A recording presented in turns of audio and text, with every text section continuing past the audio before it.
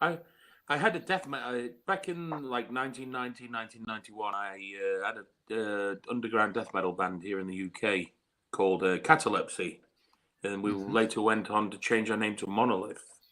We released a couple of demos under the name Catalepsy, but then we signed a record deal, actually with Cacophonous Records, under the band name Monolith, and Yeah. I recorded an album called Tales of the Macabre for Cacophonous Records. This is before Cradle of Filth, and the record company shelved the album. The album never got released. They just scrapped it, Oh abandoned it. gosh. They never gave me the rights back to it either, so I can't release it.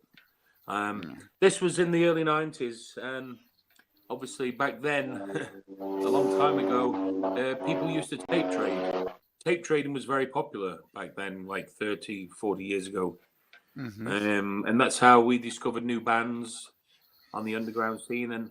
And I heard the Cradle of Filth demo, Total Fucking Darkness, and we became friends through the tape trading. Yep. And eventually, they ended up playing some shows with Cancer, who I was drum teching for.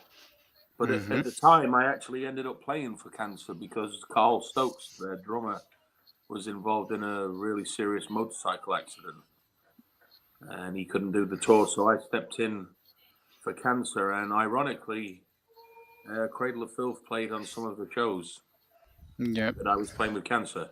So that was kind of like my beginning. The very first tour I did ever was the first Deicide tour in the UK in Yep. 1990. I was 17 years old. And Deicide, the first album was brand new. There was so much controversy and scandal surrounding them because they were Satanists. And Yeah, I remember that. and They were I was, going to kill themselves in the yeah, concert. Yeah. that was the very first tour I did when I was 17 years old. Yeah.